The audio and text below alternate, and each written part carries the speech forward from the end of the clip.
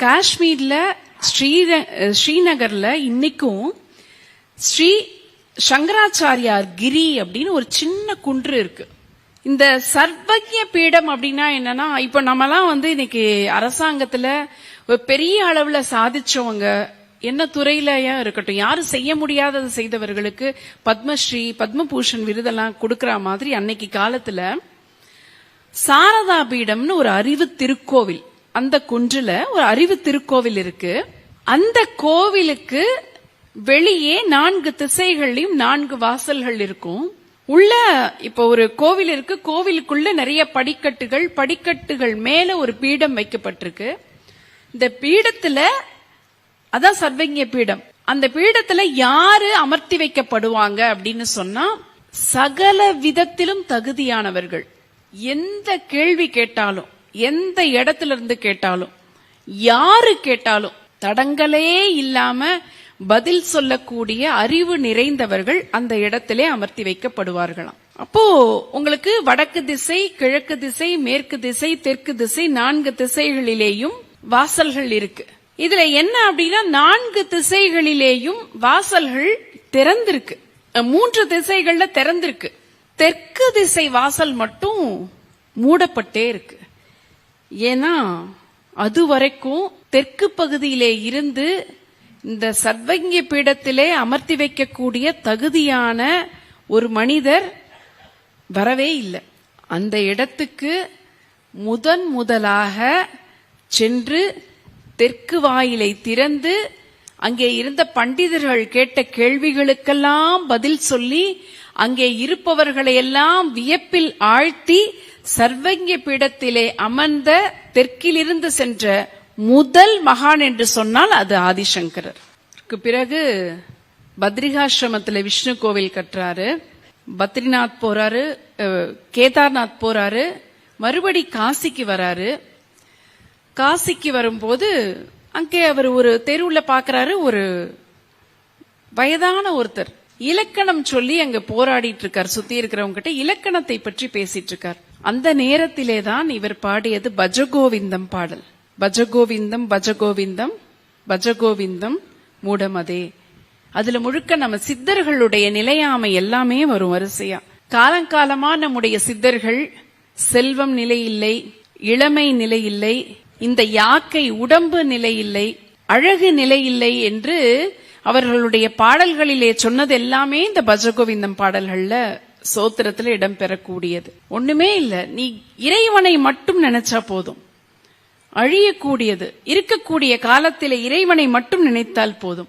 இவருடைய பாடல்கள் எல்லாமே பார்த்தானா ரொம்ப சில பாடல்கள்லாம் அபூர்வமான சிந்தனைகளை அப்படியே ரொம்ப சர்வசாதாரணமா கொடுக்கிற பாடல்களா இருக்கும். நீங்க நம்ம திருச்செந்தூர் அவர் வரும்போது சுப்பிரமணிய புஜங்கம் ரொம்ப புகழ்பெற்ற ஸ்தோத்திரம். இன்னைக்கும் நம்ம குழந்தைங்களுக்கு, வீட்டுல இருக்கவங்களுக்கு யாருக்காவது உடம்பு சரியில்லைன்னு சொன்னா சுப்பிரமணிய புஜங்கத்தை பாடுனா நல்லதுன்னு சொல்லுவாங்க. அந்த சுப்பிரமணிய புஜங்கம் இவருக்கு தீராத வயிற்று வலி வரும்போது அவர் பாடியது. அந்த பாடல்ல முருகப்பெருமானுடைய திருப்பாதங்கள், திருக்கரங்கள், அவருடைய 6 முகங்கள், வேல், சேவல், மயில் எல்லாவற்றை பற்றிய வர்ணனையும் ரொம்ப அழகா இருக்கும். புஜங்கம் அப்படின்னாலே வடமொழியில, தமிழ்ல அதுக்கு பாம்பு அப்படின்னு பொருள். அந்த சுப்பிரமணிய புஜங்கம் பாடலினுடைய சந்தம் எப்படி இருக்குமா, பாம்பு அப்படியே போனா எப்படி இருக்கும், அது மாதிரியான நடையிலே பாடப்பட்ட ஒரு பாடல்னு சொல்றாங்க. ரொம்ப எளிமையாக இவருடைய உரை எல்லாமே ரொம்ப எளிமை. ஏன் மக்கள்லாம் தேடி தேடி இவரை ஓடி வந்தாங்க உரை கேட்கறதுக்குன்னா, கடினமான உரை எதையுமே சொல்லல, யாரையுமே நிந்திச்சு பேசல. இப்ப இவர் அத்வைத கொள்கையை நிலைநிறுத்தணும்னு நினைக்கிறாரு. பல மதக்காரர்கள் அங்க வராங்க, துர்மதங்களை சார்ந்தவர்கள் இருக்காங்க, விதண்டாவாதம் பேசுறாங்க. ஆனா தன்னுடைய கொள்கையை நிலைநிறுத்த வேண்டும் என்று சொல்லி மற்ற எந்த மதத்தையும் வன்மையாக எந்த இடத்திலேயும் அவர் கண்டித்து பேசல. தன்னுடைய அத்வைதத்தை அழுத்தமாக பதிய வைக்கிறார். ரொம்ப எளிமையா குட்டி குட்டி கதைகள் மூலமாக அவருடைய உரையை மக்களுக்கு, எளிய மக்களுக்கு சொல்லிக் கொடுக்கிறார். இவருக்கு கிடைச்ச மிகப்பெரிய ஒரு அருள், பத்ரிநாத்திலிருந்து கேதார்நாத் போறாரு, கேதார்நாத்திலிருந்து கைலாயம் போறாரு. இதெல்லாம் கற்பனையே பண்ண முடியாது. சாதாரண மனிதர்கள் இப்படி ஒரு வேலைகளை எல்லாம் இத்தனை வேலைகளையும் எழுதுறது, பாடுறது, வாதிடுவது, நாடு நாடாக பயணிக்கிறது, பலதரப்பட்ட மக்களை பார்க்கிறது. எத்தனை வயசுல? 32 வயதுல இத்தனை மடங்களை நிறுவுவது, இதை எல்லாவற்றையும் சீரமைப்பது, இதெல்லாம் சாத்தியமே கிடையாது. கைலாயம் போறாரு.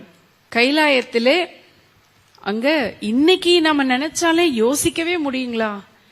நம்ம ஊர்ல பக்கத்து ஊர்ல இருக்கிற ஒரு கோவிலுக்கு போகணும்னு நினைச்சா கூட அவன் அருளாலே அவன் தாழ் வணங்கின்னு அதுக்காகவே இறைவன் அருள் இருந்தாதான் முடியும். நம்ம எத்தனையோ முறை யோசிச்சிருப்போம், போக முடியாது. எப்படி இவர் போனாருன்னு இப்ப வரைக்கும் கற்பனை பண்ண முடியும். கற்பனைக்குள்ளேயே வரல. கைலாயம் போறாரு. கைலாயத்துல இவருக்கு 5 லிங்கங்கள் கிடைக்குது. 5 லிங்கங்கள் யார் கொடுக்கறாங்க தெரியுமா? இந்த ஈசன் கொடுக்கறாருங்க. 5 லிங்கம் இறைவன் கொடுக்கிறார். 5 லிங்கம். இது எந்த நூல்ல பதிவாகி இருக்குன்னா, சிவரகசியம்ங்கிற நூல்லையும் மார்க்கண்டேய சம்ஹிதைங்கிற நூல்லையும் இது பதிவாக்கப்பட்டிருக்கு. யோகலிங்கம், போகலிங்கம், வரலிங்கம், முக்திலிங்கம், மோக்ஷலிங்கம். நம்மள மாதிரி ஆட்களா இருந்தா இப்படி கிடைச்சதுன்னா சத்தமில்லாம கொண்டு வந்து பத்திரமா வச்சுக்குவோம். எல்லா நல்லதும் எனக்கே கிடைக்கணும். ஒவ்வொரு லிங்கத்தையும் ஒவ்வொரு இடத்திலே பிரதிஷ்டை பண்றார்.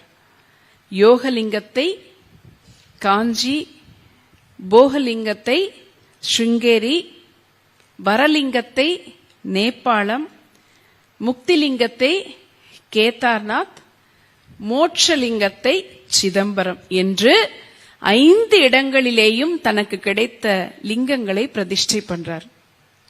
சிவபெருமான், அப்பன் சிவபெருமான் இருந்து, அதாவது கடவுளும் பரம்பொருளும் நாமும் ஒண்ணுதான் அப்படின்னு சொல்றாங்க. எதுக்கு அப்பன் அம்மைன்னு நம்ம சொல்லணும்னா, வடமொழியில இதை திரிபுடி அப்படின்னு குறிக்கிறாங்க. திரிபுடினா வேற ஒண்ணும் இல்ல, கொடுப்பவனும் அவனே, வாங்குபவனும் அவனே, கொடுக்கப்படுகிற பொருளும் அவனே. அதுதான் அத்வைதம். சிவபெருமான் 5 லிங்கங்களை கொடுக்கிறார். அம்பாள் சௌந்தர்ய லஹரி கட்ட கொடுக்கறாங்க. இந்த 2ம் அவருக்கு கையில கிடைக்குது. கடைசியில இவருக்கான நிறைவு பகுதி ஒரு நாள் தேர்ந்தெடுக்கிறார். ரக்தாக்ஷி வருஷம் வைகாசி மாதம் ஒரு ஏகாதசி நாள் அன்று தன்னுடைய முக்திக்கான நாளை குறிக்கிறார். அந்த நேரத்துல இவருடைய சீடர்கள் எல்லாரும் எங்களுக்காக ஏதாவது நீங்க சொல்லணும் அப்படின்னு சொல்றாங்க. எல்லாரும் தியானத்துல இருக்காங்க. இவரும் தியானத்திலே இருந்து சோபான பஞ்சகம் அப்படின்னு ஸ்லோகங்கள் சொல்றார். படிகள் அப்படின்னு அர்த்தம். பஞ்சகம்னா 5, சோபானம் என்றால் படிகள். நாம் இந்த பயணத்தை கடப்பதற்கான படிகள். என்ன சொல்றாரு? வேதத்திலே சொல்லி இருக்கக்கூடிய கர்ம வழியிலே கர்ம யோகத்தினை செய்ய வேண்டும். கீதை சொன்னதுதான், கர்மத்தை செய், பலனை எதிர்பார்க்காதே. நீ செய்யக்கூடிய கர்மத்துக்கான பலனை எதிர்பார்க்காதே, பற்றுகள் வைக்காதே. இந்த உடல் நிலையில்லாதது. நம்ம எல்லாருமே இந்த உடலுக்கான போஷாக்கினை கொடுத்து கொண்டிருக்கிறோம். ஆனால் அந்த உடல் நிலையில்லாதது. உன்னுடைய பிராரப்தம் முடிகிற வரைக்கும், நம்ம பிராப்தம்னு சொல்லுவோம் இல்லையா, உனக்கான விதி உன்னை வந்து சேருகிற வரைக்கும் உன்னுடைய உடலை அழிக்க முடியாது.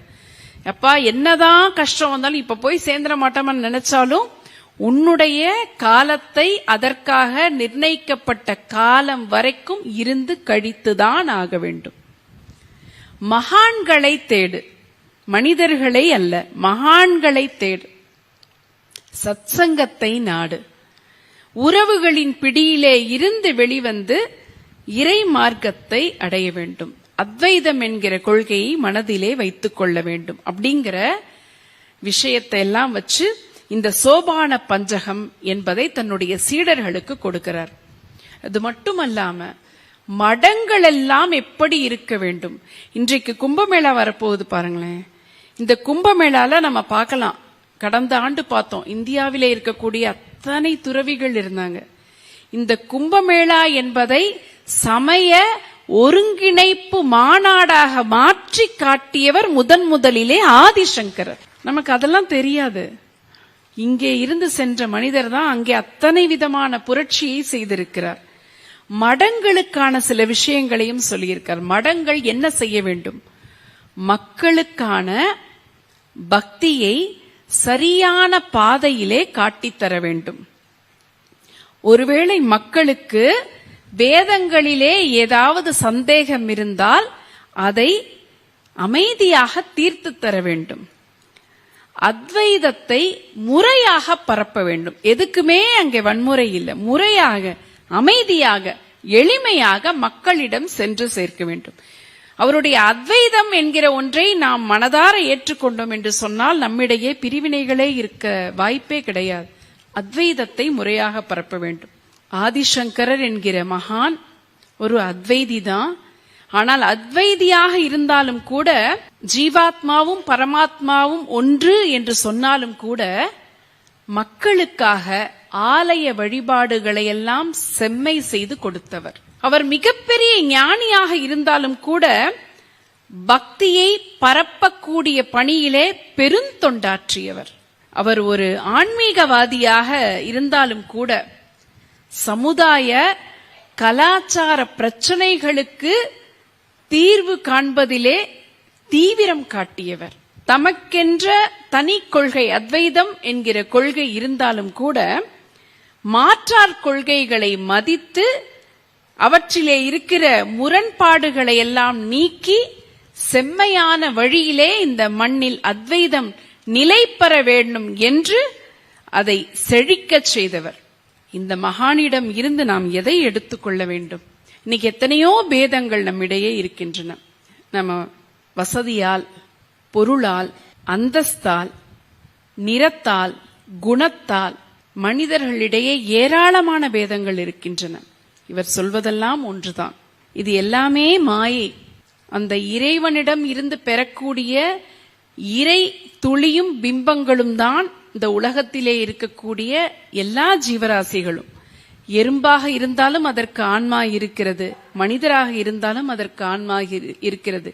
எல்லாம் ஒன்றுதான். அதனால் இந்த மனித வாழ்க்கையிலே எந்த விதத்திலும் மனிதர்களை பேதம் பார்த்து பிரிக்காமல், ஒருவருக்கொருவர் வன்முறையாக வாழாமல் இன்றைய வாழ்க்கையிலே நாம் இதைத்தான் எடுத்துக்கொள்ள வேண்டும் என்று நினைக்கிறேன். வேதங்களையெல்லாம் தகர்த்துவிட்டு அத்வைத கொள்கையை ஏற்றுக்கொண்டு நீங்களும் நானும் வேறல்ல, அந்த இறைவனின் துளியே என்ற சிந்தனையோடு அத்வைதத்தை நம் வாழ்க்கையில் பின்பற்றுவோம் என்று சொல்லி நல்ல வாய்ப்பினை தந்த அனைத்து பெருமக்களுக்கும் நன்றி பாராட்டி விடைபெறுகிறேன். நன்றி, வணக்கம்.